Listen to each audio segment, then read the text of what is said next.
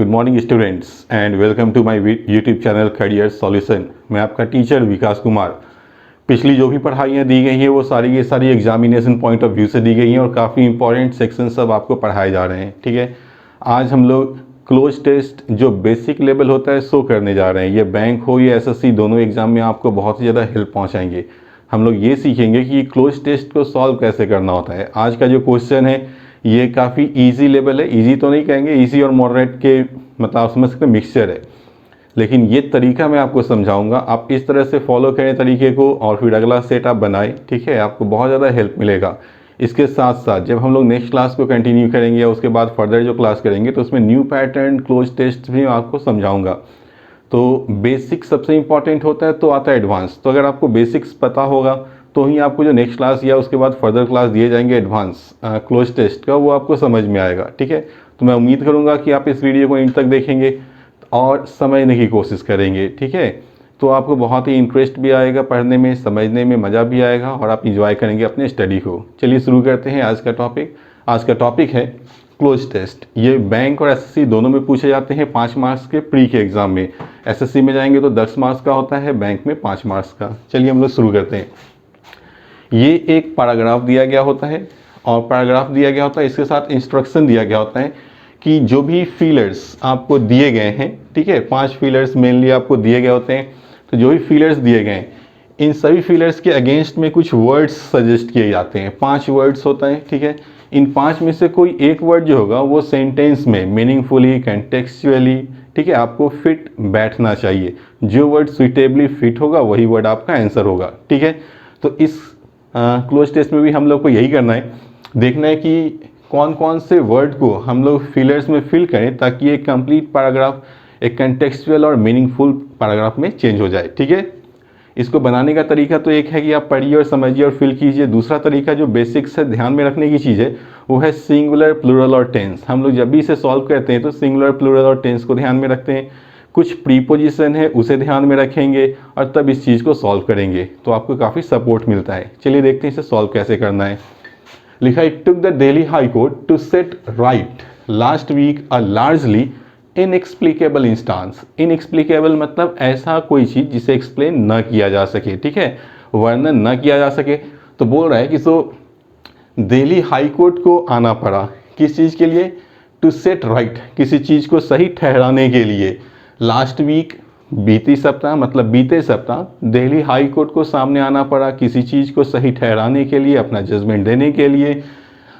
Largely inexplicable, जो व्यापक तौर पे इनएक्सप्लिकेबल था, मतलब अभी तक इसे एक्सप्लेन नहीं किया गया था। ये एक ऐसी घटना थी जिसे एक्सप्लेन अभी तक नहीं किया गया था। किस चीज़ को लेकर? ऑफिशियल जेंडर डैश, ये आधिकारिक तौर पर जेंडर डैश को लेकर था। ठीक है, तो जेंडर डैश लिखा तो अब यहाँ पे वर्ड सजेस्ट किया गया बायस। बायस मतलब पक्षपात, इक्वलिटी मतलब समानता, डिस्क्रिमिनेशन मतलब भेदभाव, राइट्स मतलब अधिकार और डिस्टर्बेंस मतलब जान ही रहे कोई चीज़ से डिस्टर्ब होना। ठीक है, तो ये सारे वर्ड्स में से अब आपको यहाँ देखना है कि कौन सा कंटेक्चुअली और मीनिंगफुली सुइटेबल वर्ड है। ठीक है, तो बहुत सारे जो स्टूडेंट्स होंगे वो ये देख रहे होंगे जेंडर है तो जेंडर को लेकर पक्षपात होता है तो बायस लेंगे आंसर। जेंडर को लेकर इक्वलिटी की बात होती है तो कोर्ट उसमें भी हस्तक्षेप करता है। जेंडर को लेकर डिस्क्रिमिनेशन होता है उसमें भी कोर्ट को आना पड़ता है। जेंडर को लेकर राइट्स अधिकार है उसके लिए भी कोर्ट आ सकता है। डिस्टर्बेंस सुइटेबल नहीं है, ये तो पढ़ के ही समझ में आ रहा है। तो अब इन चारों में से सुइटेबल, मोस्ट सुइटेबल कौन होगा? तो हम लोग लॉजिक देखते हैं। ठीक है, बहुत सारे स्टूडेंट्स यही फील करेंगे तो आगे पढ़ेंगे। नहीं, हम लोग क्या करते हैं, जब हमें लग रहा है कि नहीं ये कुछ वर्ड्स ऐसे हैं जो सुइटेबल हैं और हम डिसाइड नहीं कर पा रहे कि इसमें किस वर्ड को पुट करें, तो हमें क्या करना है, हमें यहाँ फिलर्स को फिल नहीं करना है, हमें आगे पढ़ना है। आगे जब हम पढ़ेंगे तो कहीं ना कहीं हमें क्लू जरूर से दिया गया होता है कि इन चारों में से यहाँ सुइटेबली कौन आएगा। ठीक है, तो अभी तो हमने यहाँ तक करके छोड़ दिया, अब हम आगे पढ़ेंगे। चलिए देखते हैं। इट रूल्ड दैट, रूल्ड मतलब क्या होता है? निर्णय देना। आप सुनते रहिएगा कोर्ट ने रूल आउट किया, रूल आउट किया मतलब खारिज कर दिया। तो यहाँ तो लिखा रूल, रूल मतलब क्या हुआ? निर्णय देना। ठीक है, it ruled that the Indian navy must grant permanent commission to women. ठीक है, मतलब कोर्ट ने क्या बोला, आदेश क्या दिया कि इंडियन नेवी को निश्चित तौर से स्वीकार करना चाहिए किस चीज़ को, परमानेंट कमीशन, मतलब कि आप परमानेंट जॉब में रहेंगे। कमीशन मतलब होता है किसी को कहीं पे सेट करना, रखना, ठीक है। तो परमानेंट कमीशन होना चाहिए वीमेन का एज वेल, ठीक है, एज द आर्मी, साथ साथ आर्मी में भी वीमेन को क्या होना चाहिए, परमानेंट कमीशन होना चाहिए। एंड द एयरफोर्स, और एयरफोर्स में मतलब तीनों सेनाओं में जो महिलाएं हैं उनका भी कमीशन परमानेंट होना चाहिए, ऐसा आदेश दिया गया। Had to do following 2010 order by a different bench, ठीक है। और ऐसा करना पड़ा किस चीज़ के आलोक में, तो बोला 2010 में आदेश दिया गया था एक अलग बेंच के द्वारा इसी कोर्ट में, मतलब हाई कोर्ट में ही एक अलग बेंच जो तैयार हुआ था उसने 2010 में ऐसा निर्णय दिया था, ठीक है। चलिए आगे देखते हैं। डैश नाउ, ठीक है, डैश नाउ भर कर देखिए, until now, up to now, for now, somehow now या सिंस नाउ। पढ़ चुके होंगे आप, टेंस में भी आपको बहुत ही बेसिक में समझाया गया था, ठीक है, कि अप टिल नाउ होता है, ठीक है, अप टिल नाउ, ठीक है, या अनटिल नाउ, अभी तक कहते हैं, ठीक है। तो देखिए यहाँ अनटिल भी लिखा और यहाँ नाउ भी लिखा, तो यहाँ तो मेरा क्लियर हो गया कि अनटिल नाउ ही होगा, मतलब क्या होता है अभी तक। अप टू नाउ कोई एक्सप्रेशन नहीं होता है, फॉर नाउ कोई एक्सप्रेशन नहीं होता है, सम हाउ नाउ भी कोई एक्सप्रेशन नहीं होता है, ना ही सिंस नाउ कोई एक्सप्रेशन होता है।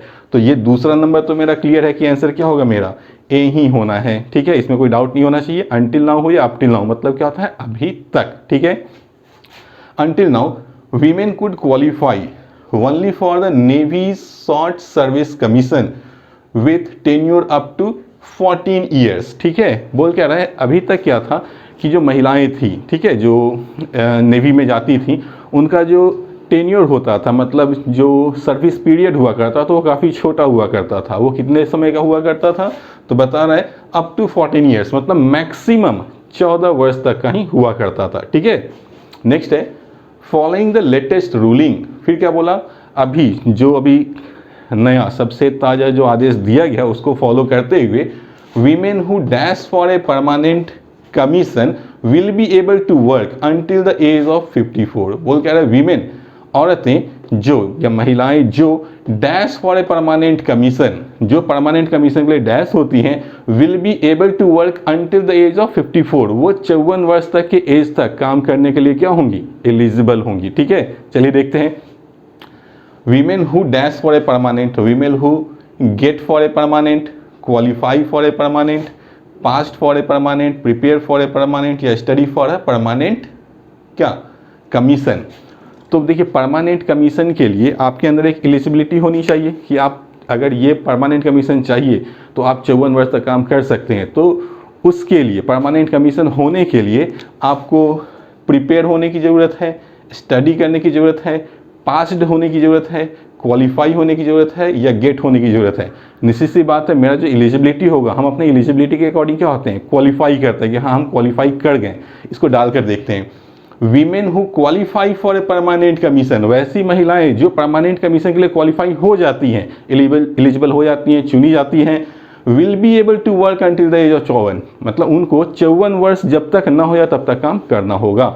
यहाँ क्लियर है, मतलब मेरा आंसर यहाँ पे क्या बन रहा है, बी क्वालिफाई, ठीक है। अभी भी हम लोगों ने पहले का आंसर नहीं लिया, घबराने की बात नहीं है अभी भी, ठीक है। चलिए देखते हैं। As their male counterparts do, जैसा कि जो उनके मेल सहकर्मी हैं उनके लिए भी यही प्रिस्क्राइब किया गया है, ठीक है।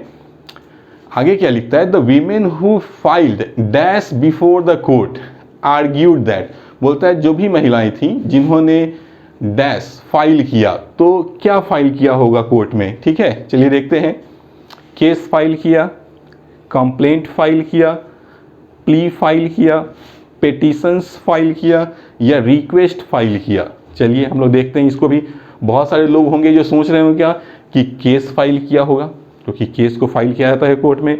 बहुत सारे लोग होंगे जो बोलेंगे कंप्लेंट, कंप्लेंट मतलब क्या होता है, शिकायत, शिकायत भी कोर्ट में दर्ज करवाई जाती है, ये भी हो सकता है। प्ली का मतलब होता है आवेदन, आवेदन को फाइल नहीं किया जाता है, ठीक है। आई बात समझ में, प्ली को फाइल नहीं करते हैं, ठीक है। प्ली किया था, बस प्ली का मतलब होता है रिक्वेस्ट करना, तो प्ली तो मेरा आंसर नहीं होगा क्योंकि वहाँ पे क्या दे रहा है, फाइल्ड, तो फाइल्ड अब प्ली नहीं होता है, ठीक है। फाइल रिक्वेस्ट को भी हम लोग फाइल नहीं करते हैं। अगर मान लीजिए कोई लोग बोलेंगे कि नहीं सर कंप्लेंट का ही ये सीनो होता है और प्ली हम लोग ले सकते हैं, तो चलिए आप ले सकते हैं तो लीजिए, कोई डाउट नहीं है, लेकिन हमें तो अप्रोप्रिएट आंसर चाहिए। ठीक है, गौर करके देखिए यहाँ लिखा है पेटिशंस, और पेटिशन को भी फाइल करते हैं, मतलब क्या होता है याचिका। तो हमें आंसर लेना है डी। अब आप लोगों का कन्फ्यूजन यहीं पे शुरुआत होगा कि सर एक्चुअली डी ही क्यों लिए, ये सारा वर्ड मेरा ई को छोड़कर बाकी सारा वर्ड मेरा अप्रोप्रिएट है, फिर भी आंसर आपने डी ही चुना, क्यों? क्योंकि गौर कीजिए एक चीज़, यहाँ क्या है वीमेन मतलब एक महिला या एक से ज़्यादा, निश्चित सी बात है एक से ज़्यादा महिलाएं हैं। तो जब यहाँ बहुत सारी महिलाएं हैं तो उनका जो फाइल किया गया केस होगा वो केस एक होगा या एक से ज़्यादा होगा। महिलाएं हैं एक से ज़्यादा तो उनके द्वारा फाइल किया गया केस भी एक से ज़्यादा होना चाहिए। तो यहाँ जो भी नाउन आएगा वो प्लूरल फॉर्म में होना चाहिए, और प्लूरल फॉर्म में देखिए सिर्फ इस 5 में एक ही ऑप्शन दिया है प्लूरल, मेरा आंसर भी वही हुआ। आई बात समझ में? तो मेरा आंसर ये क्या हो गया, 100% करेक्ट है कि आंसर भी यही होगा। ठीक है, चलिए आगे देखते हैं। तो यहाँ क्या बोला कि वीमेन जिन्होंने पेटिशंस दायर किया था, फाइल किया था कोर्ट में, उन्होंने क्या बहस किया, उन्होंने क्या अपना तर्क दिया। आर्ग्यू का मतलब बहस करना, तर्क देना।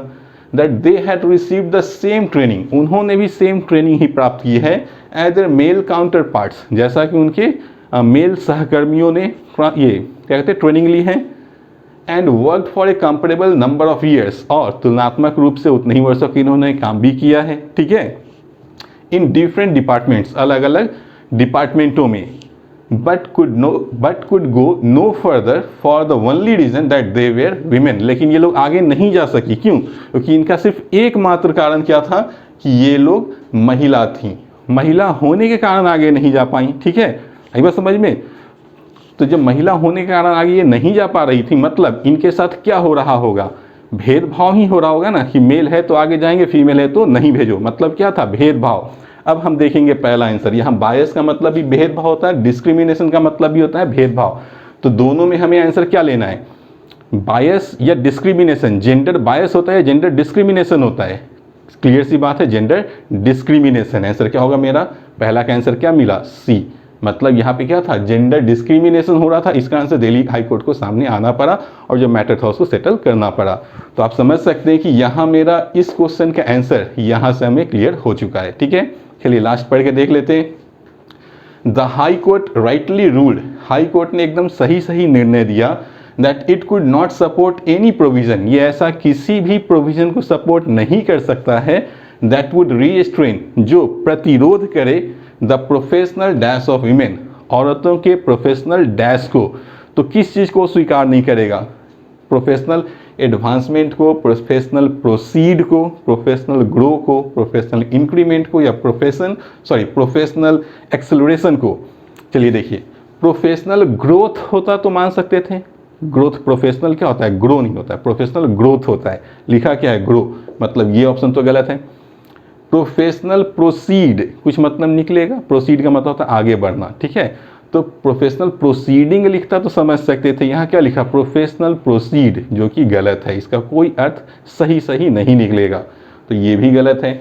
यहाँ देखिए प्रोफेशनल इंक्रीमेंट हो सकता है, प्रोफेशनल इंक्रीमेंट, तो इंक्रीमेंट किस में होता है, सैलरी वगैरह में, पोस्ट को या आपके रैंक को आगे बढ़ाना हो तो उसके लिए हम लोग इंक्रीमेंट का यूज़ नहीं करते हैं। मतलब यहाँ प्रोफेशनल जो इंक्रीमेंट लिखा था वो गलत था। ठीक है, अब फिर बचता है प्रोफेशनल एक्सेलरेशन और प्रोफेशनल एडवांसमेंट।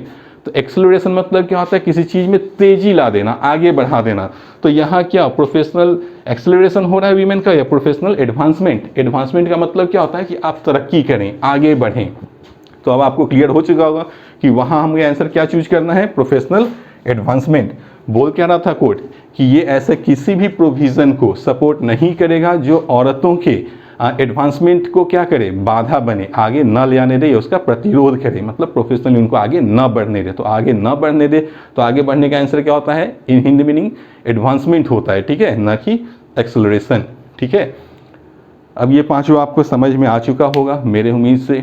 अगर आपको अभी भी नहीं समझ में आया तो इस वीडियो को आप दोबारा देखें और समझने की कोशिश करें कि इसको सही तरीका क्या होता है बनाने का। मैंने आपको बहुत ही कूल, काम और बहुत ही हिंदी के साथ समझाया है ताकि आप इस चीज़ को अच्छे ढंग से समझ सकें। ठीक है, समझना तो एक अलग बात है, समझने के बाद प्रैक्टिस बहुत ज़रूरी है। आप लोग प्रैक्टिस ज़रूर से करें इस तरह के क्वेश्चंस पे, क्लोज टेस्ट लें और उसको सॉल्व करें, आपको बहुत ज़्यादा हेल्प मिलेगा एग्ज़ाम के लिए भी। ठीक है, वीडियो पसंद आए तो प्लीज़ आप इसे लाइक भी करें, शेयर भी करें और चैनल को सब्सक्राइब भी करें। मिलते हैं फिर नेक्स्ट वीडियो में नई चीज़ों के साथ। Thank you.